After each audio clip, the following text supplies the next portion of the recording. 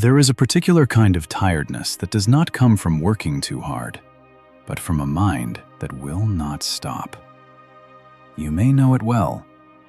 You lie down at the end of the day, longing for rest, and instead of quieting, your mind seems to come alive, spinning through everything that could go wrong, replaying what already did, rehearsing conversations that have not happened, circling the same worries again and again like a wheel that will not stop turning. Maybe you wake in the morning and the anxiety is already there, waiting for you, before your feet even touch the floor. A tightness in the chest, a low hum of dread that has no single name.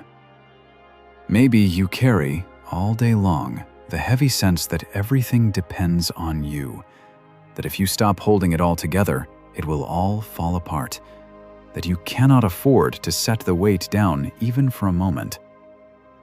And maybe you are simply tired, bone tired, worn out not by your circumstances alone, but by the relentless churning of your own mind, which will not give you a moment's peace.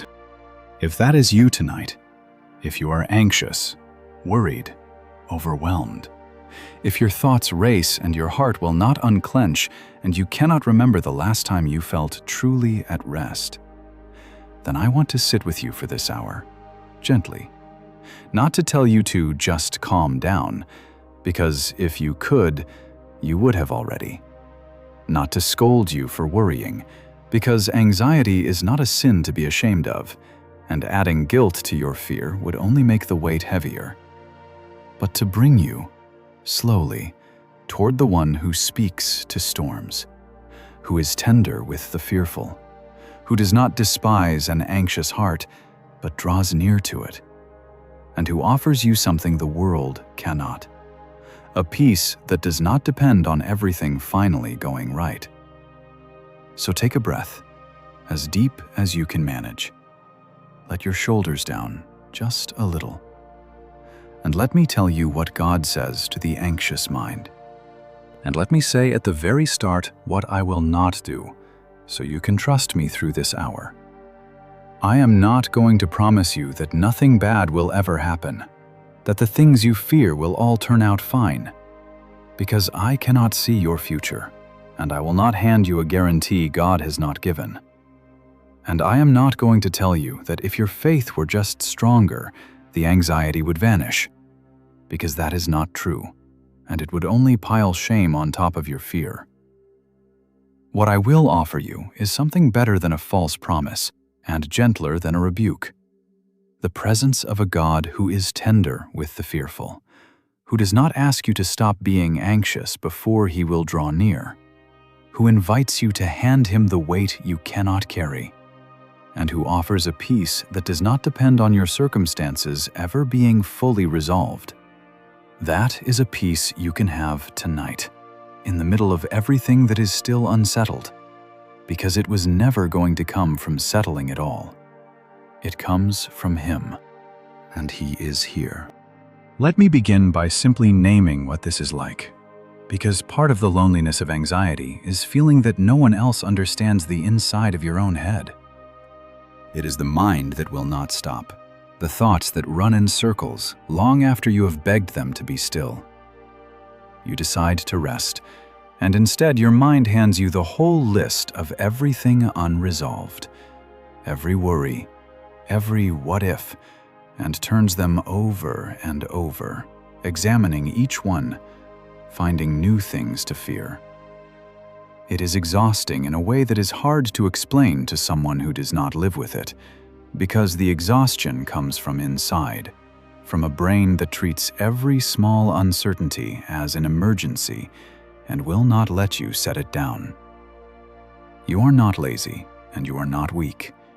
You are carrying, every waking hour, an invisible labor that no one else can see, the constant work of a mind that will not stop bracing for the next thing. And there is a particular cruelty in the way anxiety disguises itself as usefulness, so that you cannot even let it go without feeling negligent. The mind insists that the worrying is doing something, that if you just think it through one more time, run the scenario once more, anticipate every angle, you will somehow be ready. You will keep the bad thing from happening. And so, the loop feels productive even as it exhausts you, feels responsible even as it robs you of rest. And any attempt to stop it triggers a fresh wave of guilt, as though you were dropping your guard, abandoning your post. But here is the quiet truth underneath it. The worrying is not actually protecting anyone. It does not change tomorrow, it only steals today. All the hours of anxious rehearsal do not make you more ready for the thing you fear. They simply make you suffer it in advance, again and again, while it has not even happened.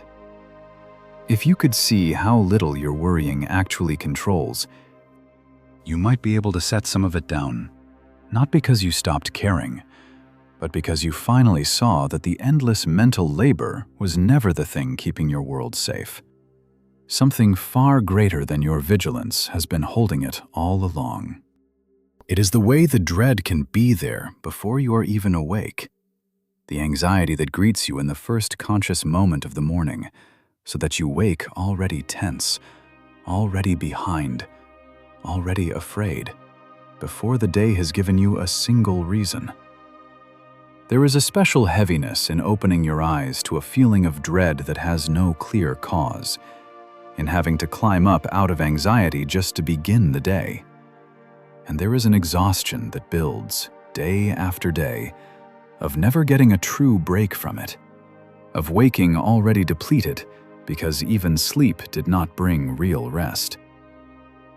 People who do not live with anxiety imagine that at least sleep offers escape.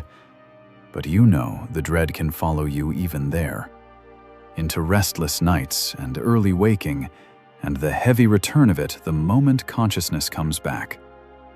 To begin each day already tired, already braced, already behind, is a quiet and grinding hardship. If that is how your mornings feel, hear this before anything else.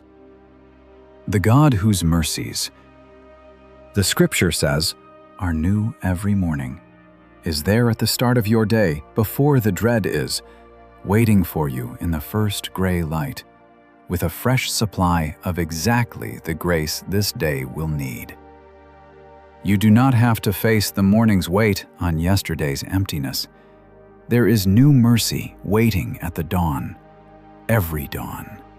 And the first thing you can do before the worry fully wakes is turn, even wordlessly, toward the one who is already there, already for you. And it is the way it lives in the body, the tight chest, the shallow breath, the knot in the stomach, the heart that races for no reason the world can see. The way fear is not just a thought, but a physical weight you carry in your very flesh. And it can be frightening in itself, the way anxiety shows up in the body.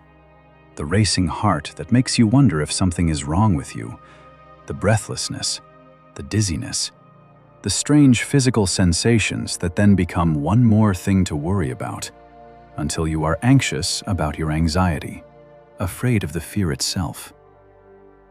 There is a particular loneliness in a body that will not feel safe, that stays braced and tense and on alert even when nothing is happening, even when you are, by every visible measure, perfectly fine.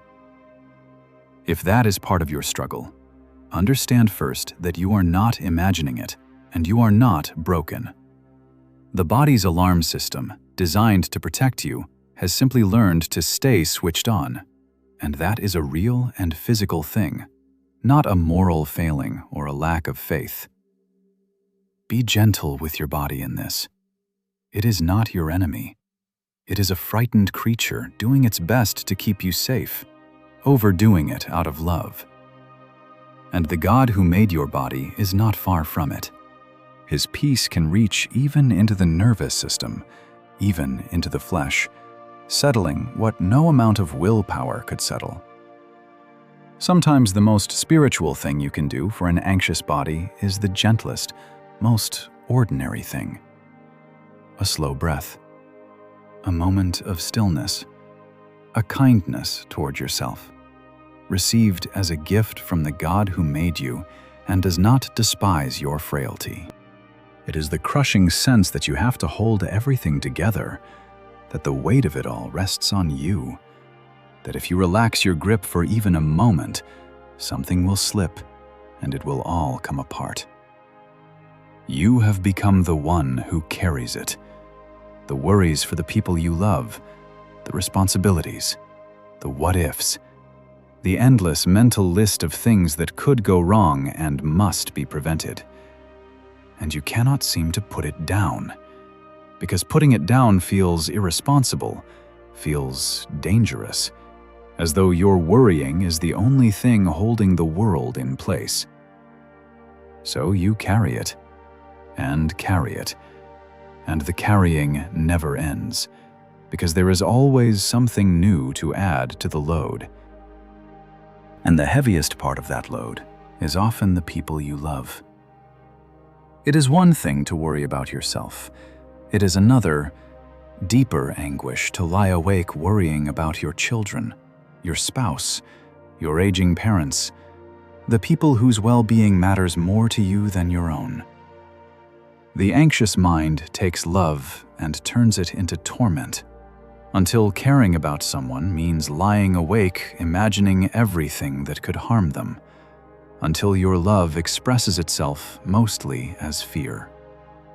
And there is a particular helplessness in it, because you cannot control their choices, cannot protect them from every danger, cannot guarantee their safety, no matter how much you worry.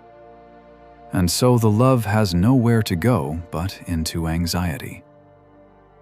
If that is your wound, if so much of your worry is really love with nowhere safe to rest, then hear this gently.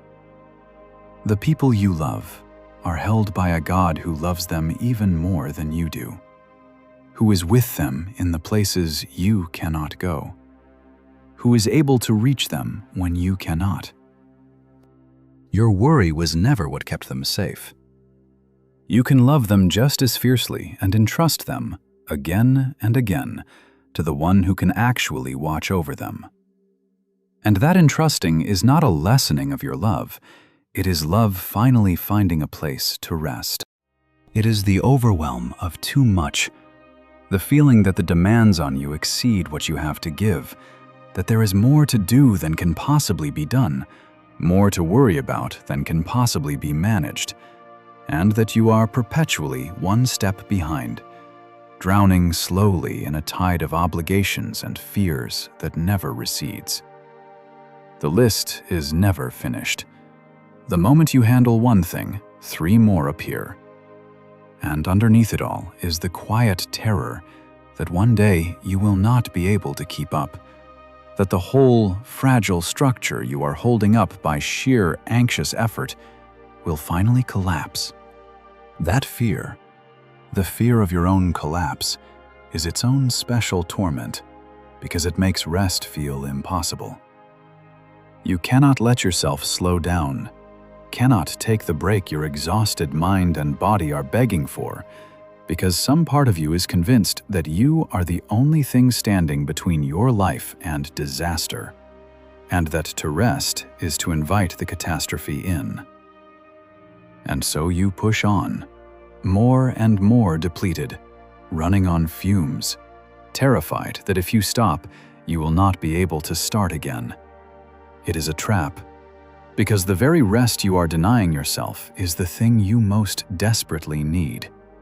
And the exhaustion you are accumulating makes everything harder and the anxiety worse, in a spiral that tightens and tightens.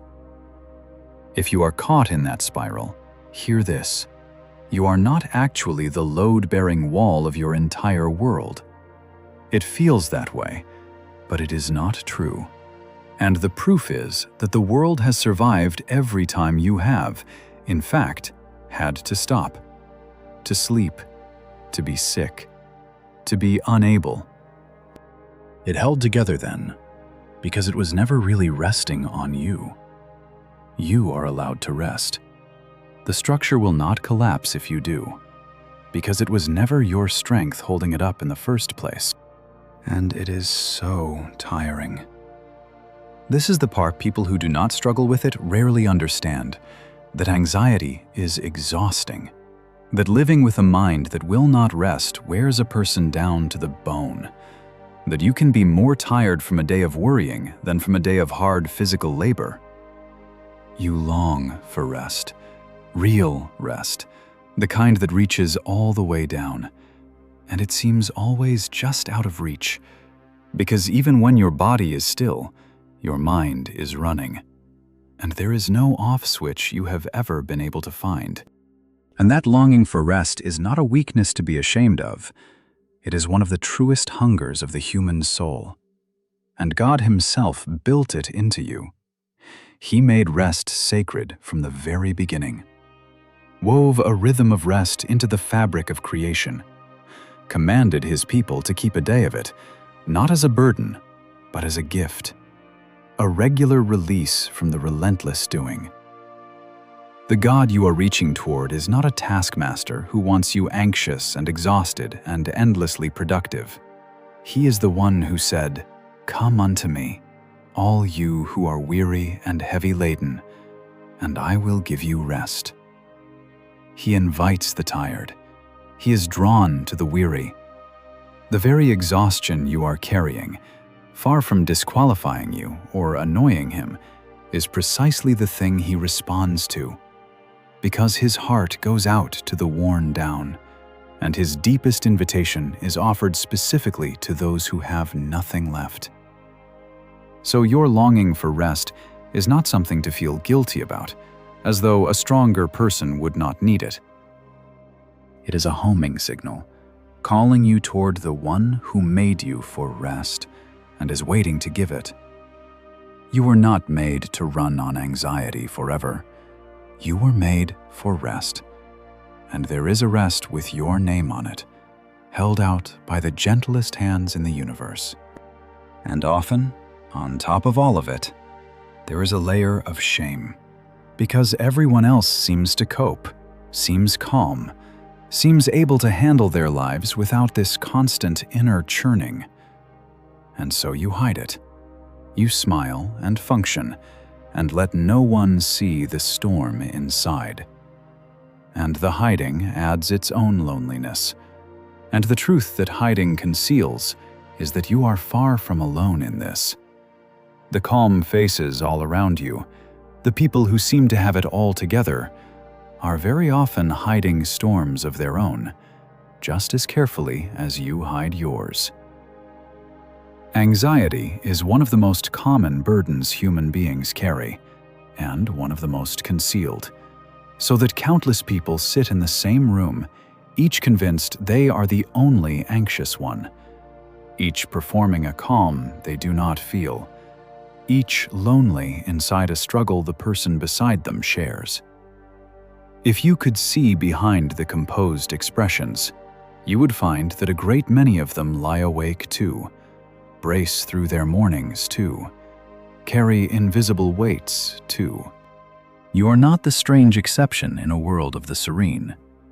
You are one of a vast, hidden multitude, and that means you are in enormous company, and that the God who speaks to the anxious is speaking all the time to more frightened hearts than you could ever count, yours among them, each one as precious to Him as if it were the only one.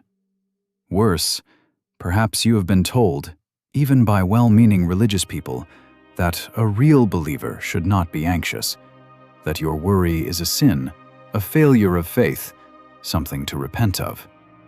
And so now, on top of the fear, you carry guilt for being afraid, as though your anxiety were proof that you do not trust God enough. Let me stop right there and lift that particular burden off you, because it is a cruel one, and it is not from God. Anxiety is not a simple sin to be repented of on command. It is, for many, a genuine affliction, sometimes rooted in the body, in chemistry, in wiring, in things that happened to you, in a nervous system that learned long ago to stay on guard. To be told to simply stop being anxious is as unhelpful as telling someone with a broken leg to simply walk it off. And the God of the Bible does not stand over the anxious with a pointing finger and a demand to do better. Again and again in the Scriptures, he comes to frightened, overwhelmed people, not with rebuke, but with tenderness. Not with, "You should not feel that way," but with, "Do not be afraid. I am with you." So if you have been carrying guilt for your anxiety, set it down. Your fear is not proof of a faith deficiency. And the God who made you understands the anxious mind better than you do. And he moves toward it gently, the way you would move toward a frightened child. In fact, the single most repeated command in all the Scriptures is some form of "fear not," "do not be afraid." It appears again and again, hundreds of times, spoken to frightened, overwhelmed, anxious people across the whole story of God and humanity. And there are two things to notice in that. The first is that God is clearly not surprised or disgusted by human fear. If he were, he would not have addressed it so tenderly and so often. He knows we are prone to it, knows the world is frightening, knows how easily the human heart is overwhelmed, and he bends down to it again and again with reassurance rather than rebuke. The second is that "fear not" is almost never a bare command, a demand to simply feel differently. It is nearly always attached to a reason, and the reason is almost always his presence. "Fear not, for I am with thee. Do not be afraid, for I am your God." The antidote he offers to fear is not "try harder to be calm." It is, "I am with you." So when you read his "fear not," do not hear it as one more impossible demand you are failing to meet. Hear it as the gentle voice of a father drawing near to a frightened child, saying, in effect, "You do not have to be afraid. Not because the dark is not real, but because I am here, and I am not going anywhere." Let me show you one of those frightened people, because his story is for everyone whose fear makes them feel small and disqualified. There was a man named Gideon, and when we first meet him, he is not a hero. He is afraid. His people were being crushed by a powerful enemy, and Gideon was hiding, doing his work in secret, down in a hidden place where he hoped he would not be seen, trying to salvage a little food without the enemy finding him. He was, by any honest description, a frightened man, cowering, just trying to survive without being noticed. And it was to that man, the hiding, fearful one, that the angel of the Lord came. And listen to what the angel called him. He said, "The Lord is with thee, thou mighty man of valor." Thou mighty man of valor. To a man hiding in fear. Do you see the tenderness and the surprise of it? God did not look at the cowering Gideon and see a coward. He looked at him and called him a mighty man of valor. Not because of what Gideon was in that fearful moment, but because of what God knew he could make him into. God saw past the fear to the person underneath, and he spoke to that person, the one Gideon could not yet see in himself. And notice how patient God was with Gideon's fear, how he did not shame him for needing reassurance. Gideon was so frightened and uncertain that he asked God, more than once, for a sign, for proof, for reassurance. laying out a fleece of wool and asking God to confirm His promise through it again and again. And God, far from being offended at this anxious man's need for repeated reassurance, simply gave it, patiently, kindly, meeting Gideon's fear with gentleness rather than rebuke. This is your God.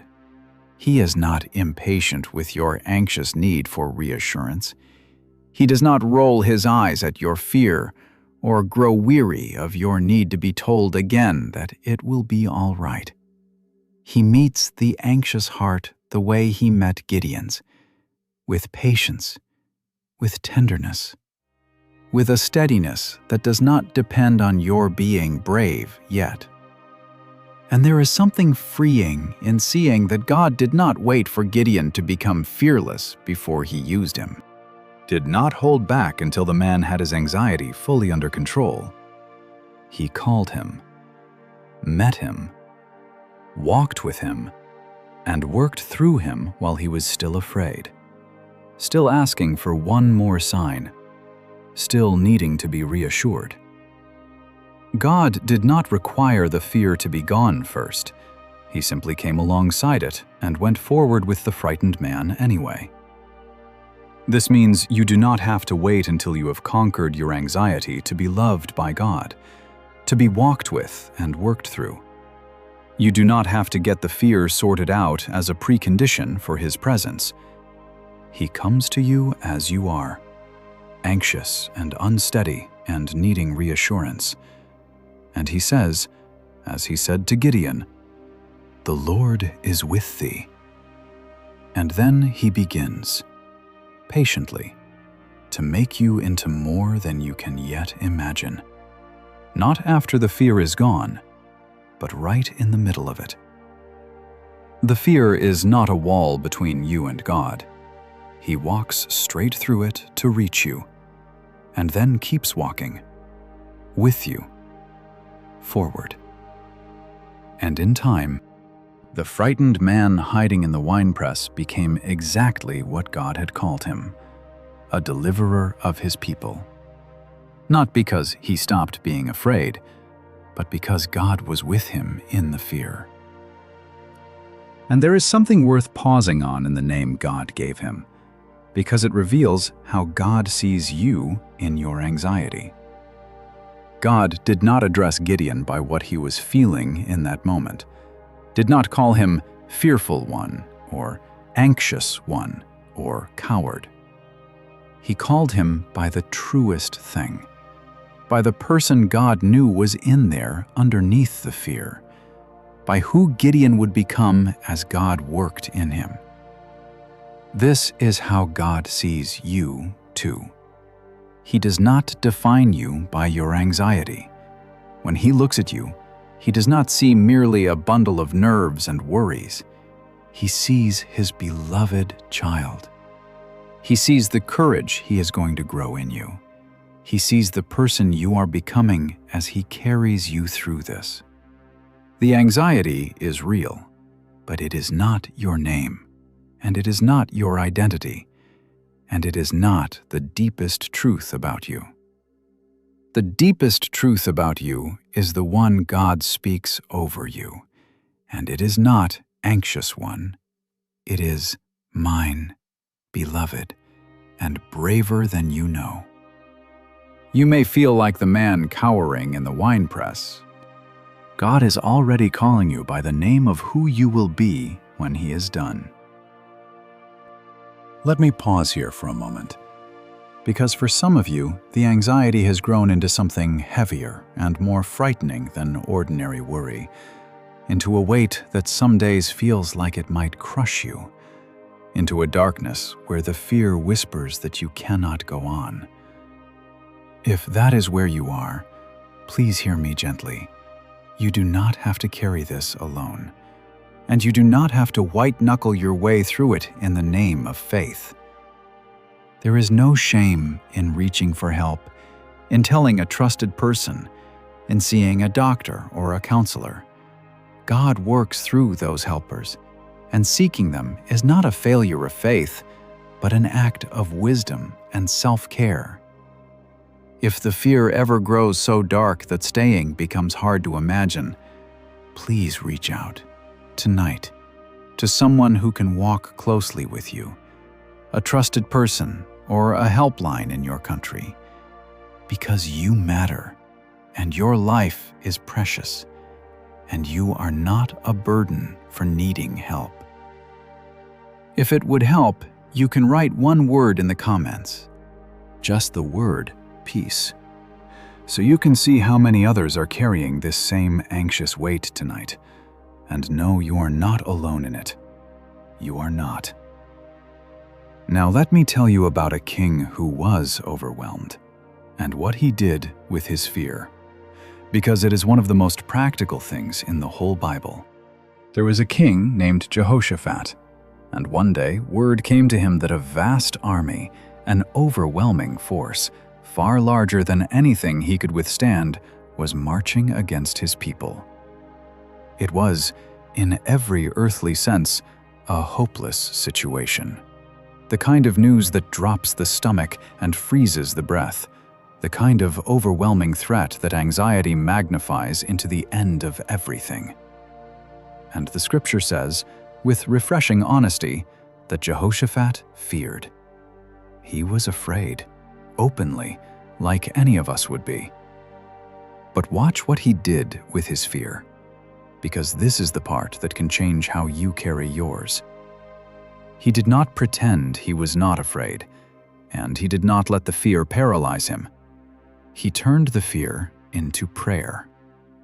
He gathered his people, and he prayed one of the most honest prayers in all the scriptures, and at the heart of it were these words: "We have no might against this great company that cometh against us, neither know we what to do, but our eyes are upon thee."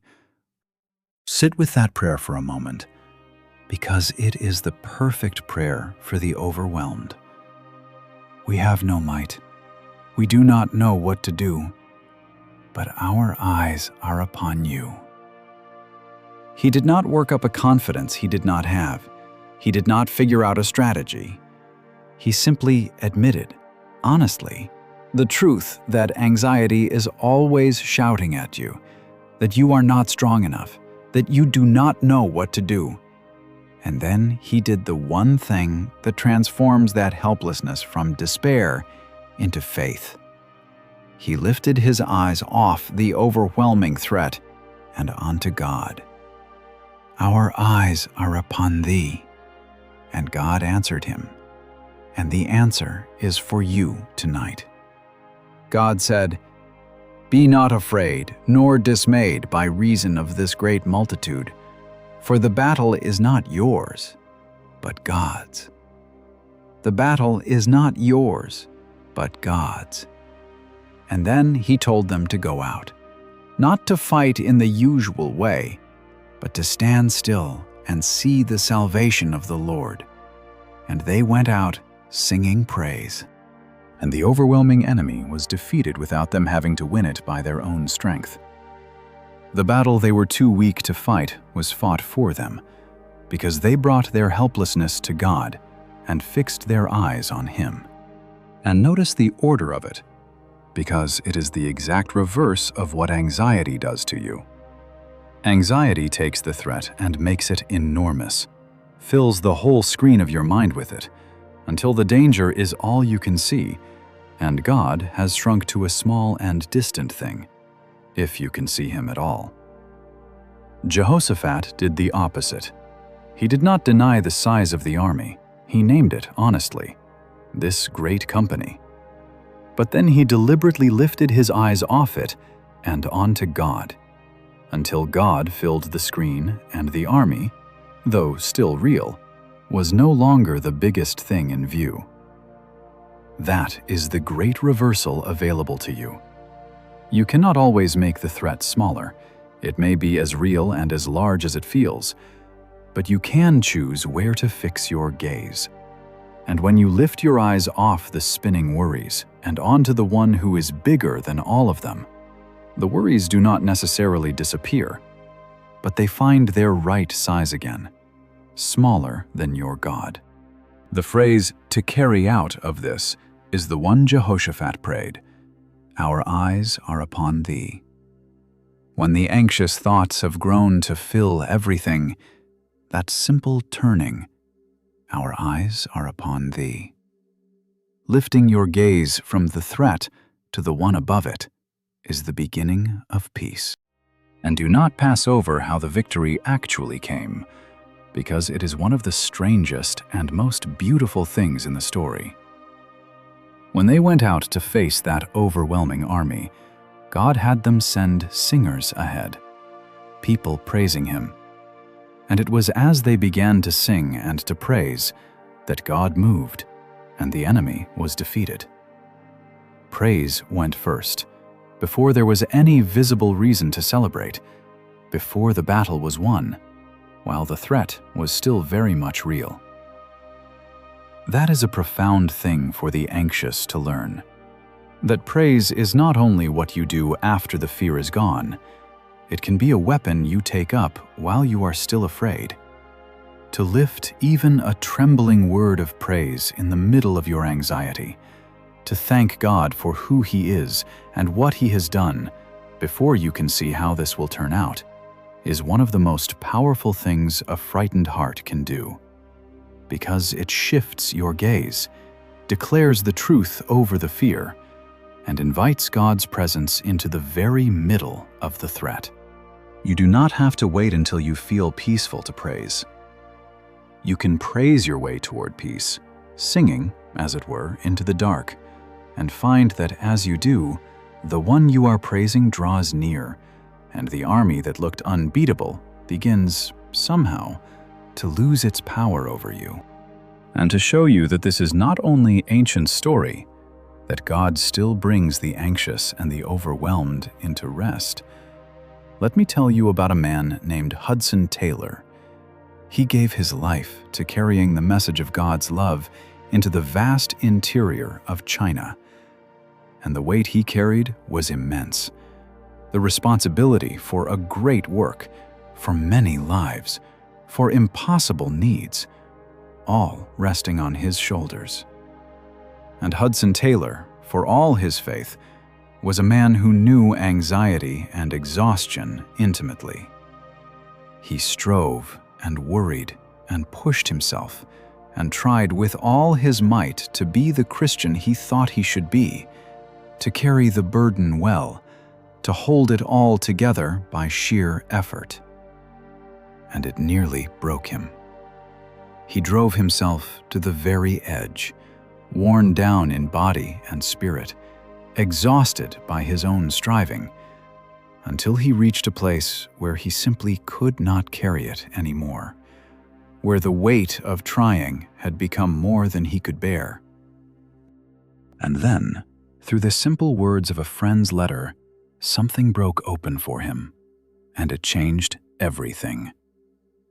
The truth that reached him was this, that the secret was not to strive harder after faith, but simply to rest on the faithful one.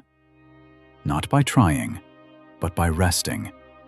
He realized he had been exhausting himself trying to generate the strength and the peace and the faith from within himself, when all along he was invited simply to rest in Christ, to let Christ carry what he had been carrying, to stop striving and start abiding. He called it the exchanged life, the exchange of his own frantic effort for a restful trust in the sufficiency of another.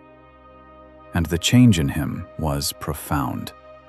He wrote that the weight and the strain were gone, that though his work was as demanding as ever, even more so, the anxious burden of it had lifted because he was no longer carrying it alone, no longer trying to be strong enough, but resting in the strength of Christ within him. He still faced terrible difficulties, real losses, real dangers. And in the hardest of them, he said simply, "I cannot read, I cannot pray, but I can trust." The striving exhausted him. The resting set him free. And the secret was not that he finally became strong enough, but that he finally stopped trying to be and let God be strong in him. And do not miss that his circumstances did not get easier when his peace came. If anything, his work grew harder. The change was not in what he was carrying, but in who was carrying it. He had been trying to be the source of his own strength, the generator of his own peace, the one holding it all up, and it had ground him down to nothing. Because no human being was ever built to be the source of their own sufficiency.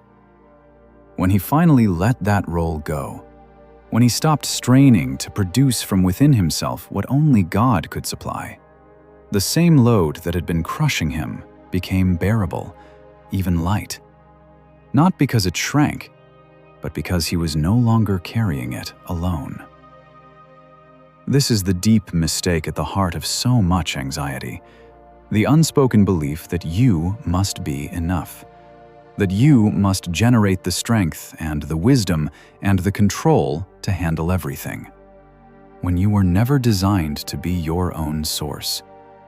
You were designed to draw on another, to be a branch on a vine, drawing life from roots that are not your own.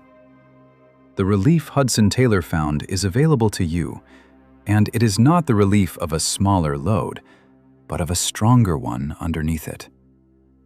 You can stop trying to be enough. You were never meant to be. He is. And take comfort that even after Hudson Taylor found this rest, he was still a real human being who had to keep returning to it. The discovery did not turn him into someone who never felt the pull of anxious striving again. The exchanged life was not a single event that fixed him forever. It was a way of living he had to keep choosing, a rest he had to keep returning to, day after day, as the old habits of striving reasserted themselves. This matters for you, because you may hear a story like his and think the goal is one dramatic moment after which the anxiety is gone for good, and then feel like a failure when the worry comes roaring back the next morning. But that is not how it works. Not for him, and not for you. Rest is not a destination you arrive at once. It is a country you keep returning to, a posture you keep relearning, a trust you keep choosing in the face of the same old fears. So when you find a measure of peace and then lose it again, do not despair. And do not conclude that you did it wrong. Simply return. Come back to the rest, again, as Hudson Taylor did, as everyone who has ever found peace in God has had to do, over and over, for a lifetime. The returning is not failure. The returning is the whole life of faith. So let me tell you what is actually true, the truth that all of this is pointing toward, the invitation underneath all of it. The God of the Bible does not say to the anxious, "Carry your worries better." He says something almost startling in its gentleness. Cast all your care upon him, for he cares for you. Cast it upon him.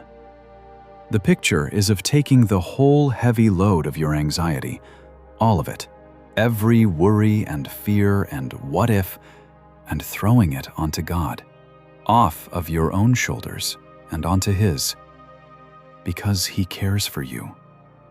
He is not asking you to manage your anxiety, to white-knuckle it into submission. He is inviting you to hand it over, to transfer the weight from yourself to him. And the reason he gives is the tenderest reason of all, because he cares for you. The worries you have been carrying alone were never meant to be carried alone. There is someone strong enough to bear them, and he is asking you to let him. And there is something tender hidden in the word he uses, because it is the language of a relationship, not a transaction. He does not say, "File your concerns with the proper authority." He says, "Cast your care upon him," because He cares for you. The casting is possible only because of the caring. You can throw the whole weight onto Him precisely because He is not a distant administrator processing requests, but a Father whose heart is bent toward you, who actually cares, personally and tenderly, about the very things keeping you awake. The thing that feels too small to bother God with, and the thing that feels too big for Him to fix, both belong on His shoulders, because He cares about all of it, because He cares about you. So when you cast your care on Him, you are not unloading on a reluctant stranger. You are bringing your worries home to the one person in the universe who cares about them more than you do, and who is also strong enough to carry what they are doing to you. That combination, perfect care and perfect strength, is exactly what an anxious heart needs, and it is exactly what God is. He cares enough to want the weight, and He is strong enough to bear it. Let Him.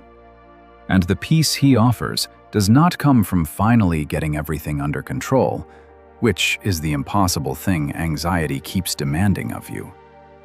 It comes from a mind that turns again and again toward Him. The scripture says, He keeps in perfect peace the one whose mind is stayed on Him. Not the one whose problems are all solved, not the one who has figured everything out, but the one whose mind is stayed, leaned, fixed on God. The peace is not on the far side of having no more troubles. It is found in the turning of your attention away from the spinning worries and onto the one who holds you.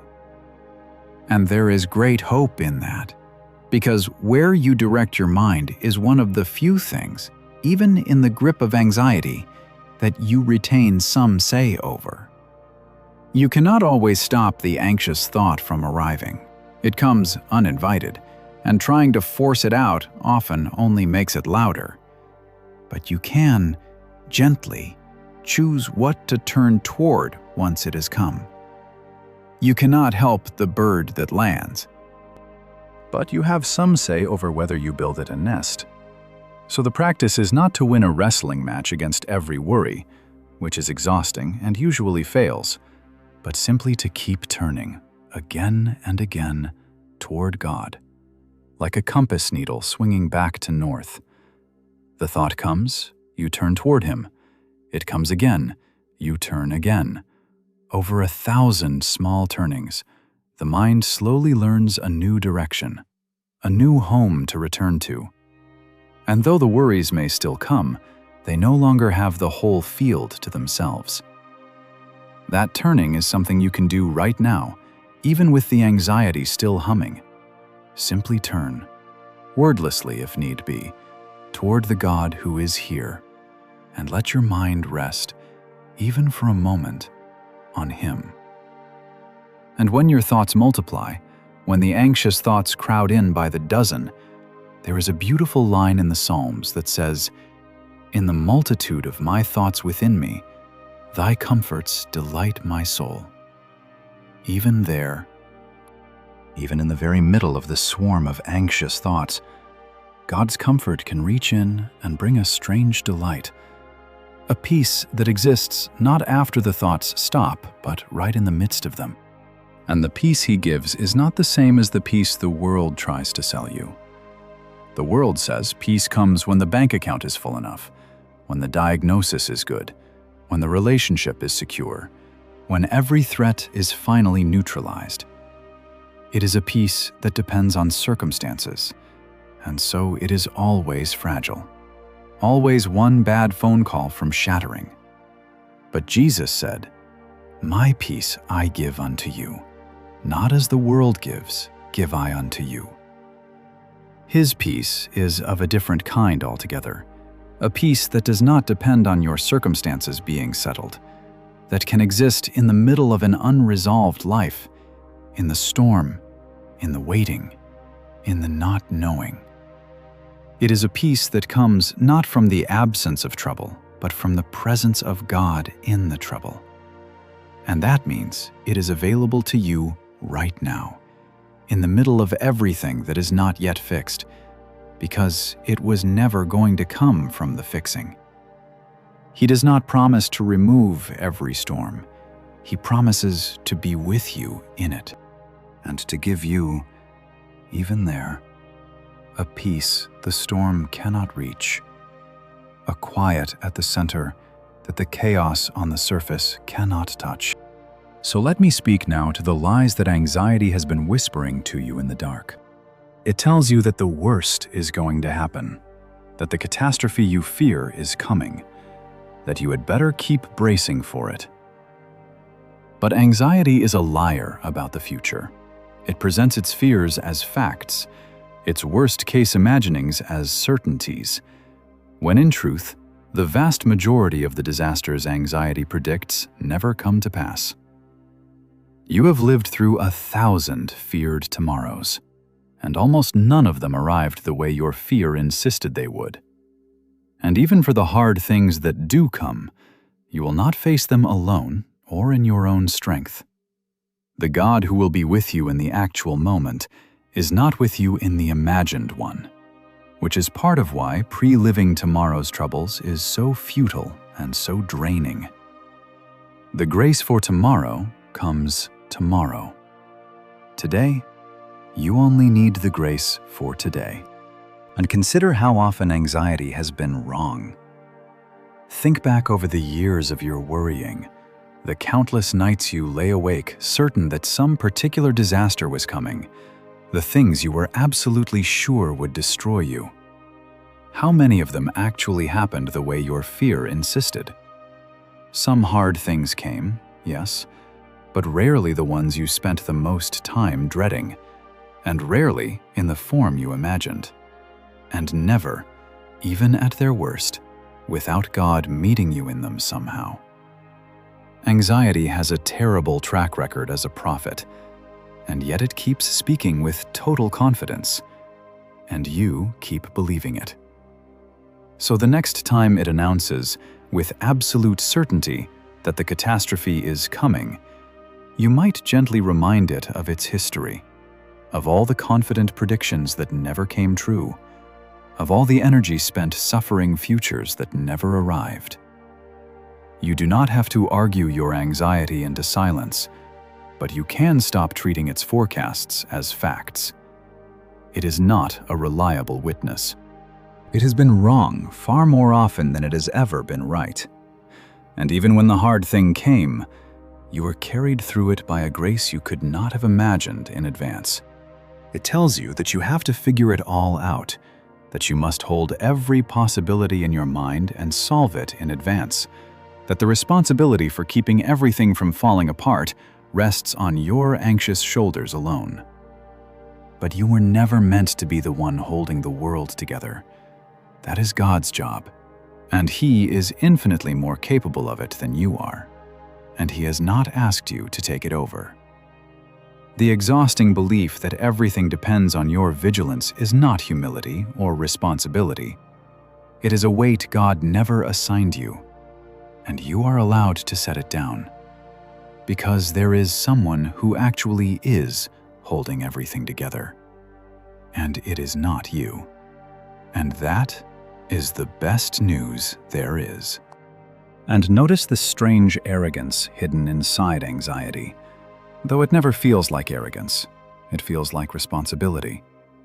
But underneath the worry is often the unspoken assumption that the outcome depends on you, that your vigilance is what stands between your loved ones and disaster, that if you just think hard enough, you can control what is, in truth, not yours to control. It is, in a sense, trying to do God's job, to be the one who sees all the dangers and prevents all the harm and secures all the outcomes. A job no human being was ever meant to hold, and that crushes anyone who tries. There is profound relief in simply admitting, "You are God, and I am not." The future is in your hands and not in mine. I will do my small part faithfully and trust you with everything beyond my reach. That is not resignation.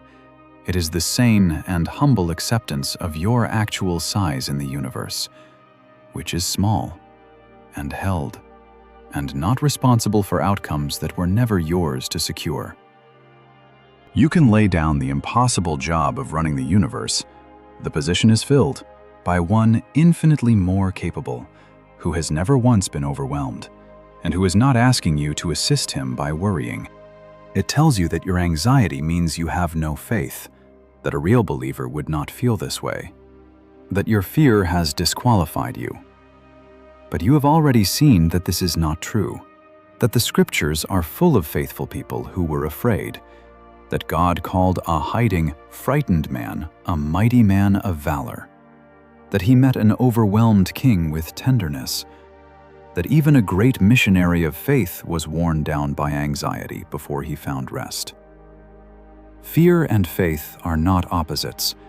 You can be afraid and faithful at the same time. And in fact, faith is most beautifully shown not in the absence of fear, but in turning toward God in the midst of it. Your anxiety has not disqualified you from anything. It has simply made you one of the many beloved, frightened people God delights to carry. Consider that even Jesus, facing what lay ahead of him, knew a dread so deep it staggers description, and did not hide it, but brought it honestly to his Father, and entrusted himself to him in the midst of it. If anguish in the face of a frightening future were a simple sin, a mere failure of faith, then we would have to say something unthinkable about him. But we do not, because it is not. What he did was not refuse to feel the dread.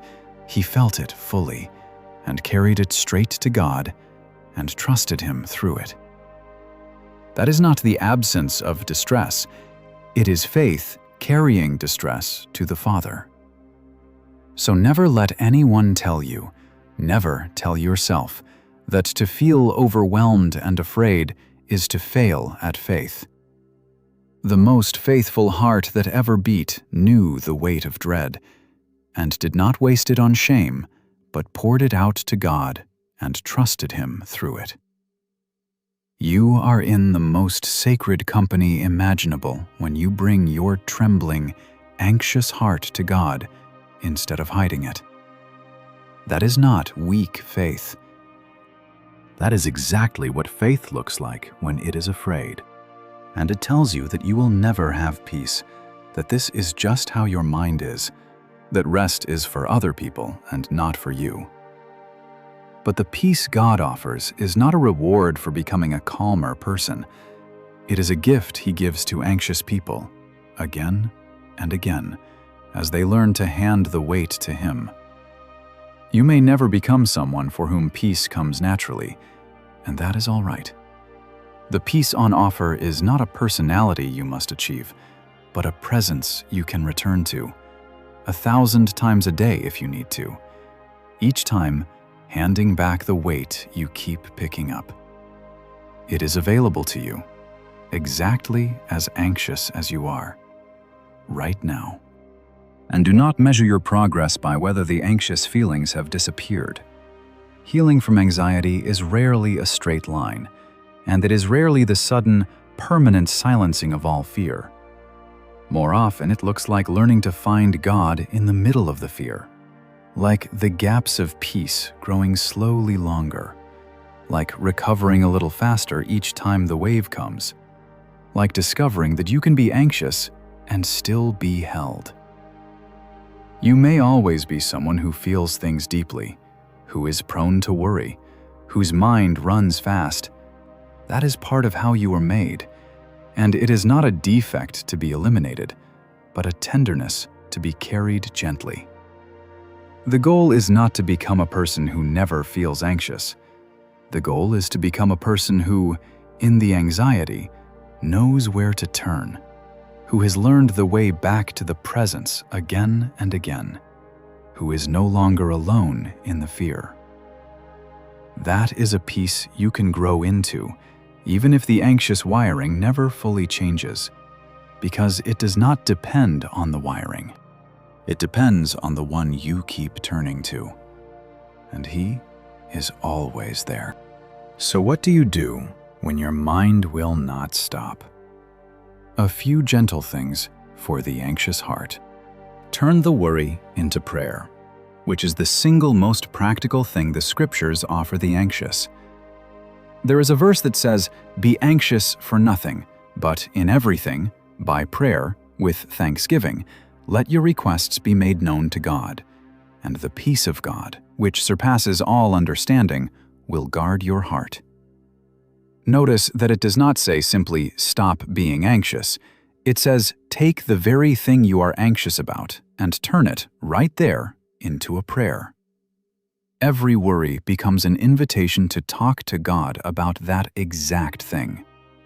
You cannot always stop the anxious thought from coming, but you can take it as it comes and hand it to God in prayer, turning the endless loop of worry into an ongoing conversation with the one who cares. The worry list becomes the prayer list, and the promise attached is not that the problem vanishes, but that a peace beyond understanding comes to guard your heart in the middle of it. And notice the small but vital word that verse adds, with thanksgiving. In everything, by prayer and supplication, with thanksgiving. It seems almost strange to be told to give thanks in the middle of anxiety, but there is deep wisdom in it, because gratitude is the opposite motion of worry. Worry scans the horizon for everything that could go wrong. Thanksgiving turns and notices what is already right, what God has already done, the mercies that are already here. You cannot usually argue yourself out of anxiety, but you can shift your gaze, and deliberately naming a few things you are thankful for, even small ones, even on a hard night, gently turns the mind from the threats it is hunting to the goodness it has been overlooking. It does not deny the real troubles. It simply refuses to let them be the only thing in view. So when you turn your worry into prayer, do not only bring God the fears, bring Him also the thanks, the small graces of the day, the evidence of His past faithfulness, and let the remembering of what He has already done quiet your fear of what is still to come. A grateful heart and an anxious heart cannot fully occupy the same moment, and thanksgiving, even whispered through tears, begins to make room for peace. Practice casting it on Him, over and over, as many times as you need to. This is not a one-time transaction, but a habit, a returning. You will hand God the weight, and then 10 minutes later, you will find you have picked it back up, and you will hand it over again and again, all day if you must. That is not failure. That is the actual practice of trust, the repeated, lifelong motion of giving back to God what you keep taking on to yourself. Do not be discouraged that you have to do it so often. Each handing over is real, and over time, the motion becomes more natural, and the weight rests on you a little more lightly. It can help to make it almost physical, to attach the handing over to something your body is already doing. Some people learn to do it with their breathing, letting each slow breath out be a small releasing of the weight. Breathing in the truth that God is near, and breathing out the worry into His hands. Some do it with their hands, literally opening clenched fists as a way of saying, "I let this go to you." Some do it with a single short sentence they return to all day. A few words like, "I give this to you," or "You are holding me," or simply, "Help." The form does not matter. What matters is that you have some small, repeatable way of doing, again and again, the one essential motion of transferring the weight from your shoulders to His. Anxiety is not usually conquered in a single dramatic surrender. It is loosened in 10,000 small ones, a lifetime of little releases, each one a quiet act of trust. So find your way of doing it, and do it often, without judging yourself for how often you must. Because every single time you hand the weight back to God, however many times a day, you are practicing the deepest skill there is, the skill of resting in someone stronger than yourself. Come back to today and refuse to live in tomorrow's troubles. Jesus said, "Take no anxious thought for tomorrow will take care of itself. Today has enough trouble of its own." Anxiety almost always lives in the future, in the imagined catastrophe, in the what if that has not happened. So gently, again and again, bring yourself back to the present, to this actual moment in which you are, right now, all right. Ask not, "How will I survive everything that might come?" but only, "What does this present moment actually require of me?" Most of the unbearable weight of anxiety is the weight of futures that are not real and may never be. You only have to live today, and today, God's grace is enough. There is an old and wise image for this, of God's provision coming like the bread that fell from heaven for His people in the wilderness, which could only be gathered one day at a time and would not keep overnight. They could not stockpile it. They had to trust God for a fresh supply each morning, and each morning it was there. The grace you need works the same way. You cannot gather today enough strength for all of tomorrow's imagined troubles. That is why trying to face tomorrow's fears today leaves you so depleted, because you are attempting to live a day God has not yet given you the grace for. But when tomorrow comes, and if the hard thing actually arrives, the grace will arrive with it, fresh, sufficient, exactly enough for that day. You have probably already seen this, that the strength you were sure you would not have showed up precisely when you needed it, not a moment before. So you can let tomorrow stay in tomorrow. You do not have to carry it yet. Today has been given to you, with today's grace, and that is all you are responsible for. Live this day. Let tomorrow's grace wait for tomorrow, where it will be waiting for you. And be gentle with yourself through all of this, as gentle as God is with you. Because so many anxious people add a second layer of suffering on top of the first by being harsh with themselves for struggling. You feel the anxiety, and then you criticize yourself for feeling it. You fail to find peace as quickly as you think you should, and then you berate yourself for failing. You have a hard day, and then you call yourself weak for having it. But that harshness is not from God, and it only deepens the very distress it scolds. The God who is tender toward your fear invites you to be tender toward yourself, to speak to your own frightened heart the way you would speak to a frightened child you loved, with patience and kindness rather than contempt.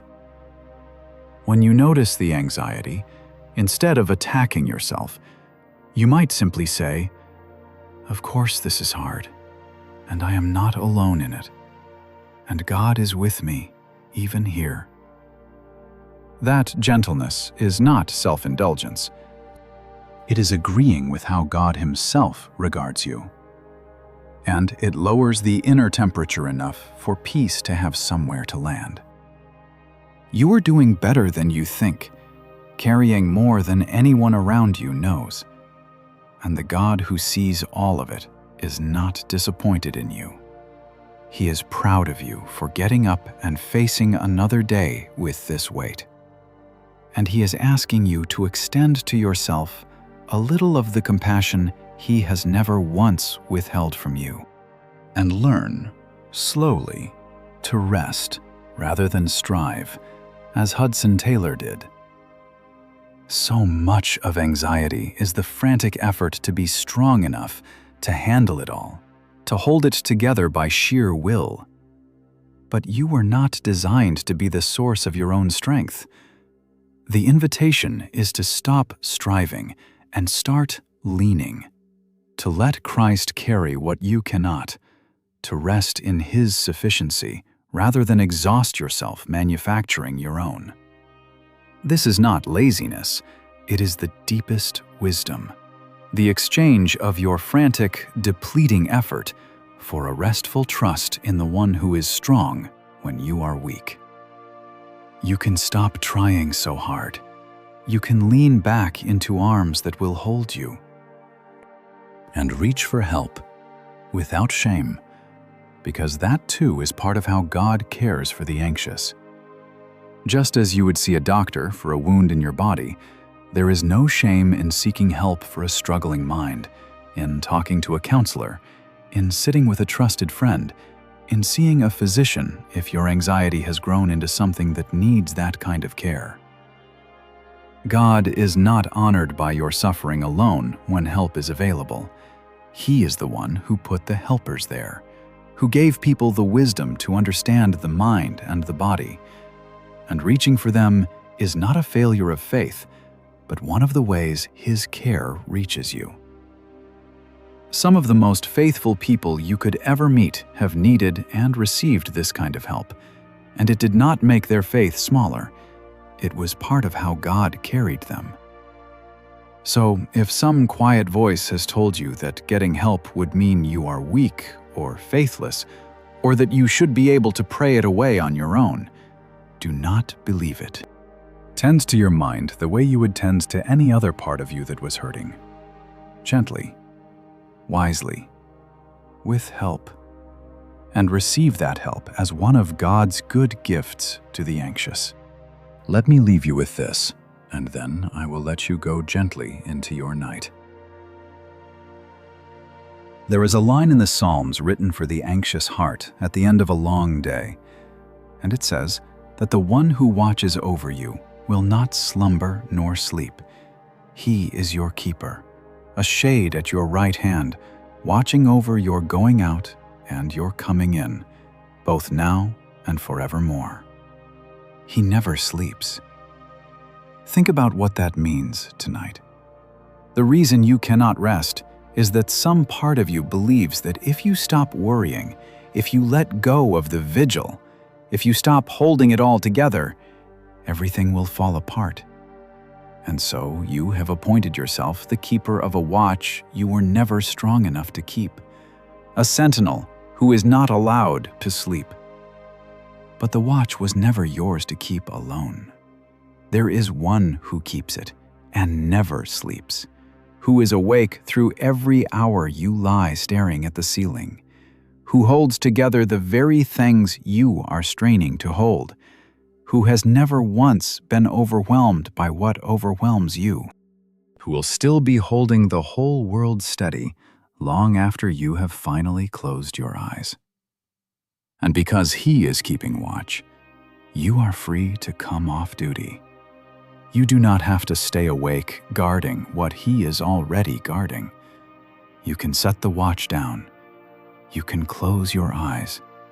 You can let your grip loosen, finger by finger, and hand Him the weight you have been carrying, and trust that He will hold it through the night, because He will, because He always has, because that is who He is. So rest now, anxious and beloved one. You do not have to hold the world together tonight. The one who never sleeps is holding it, and holding the people you love, and holding you.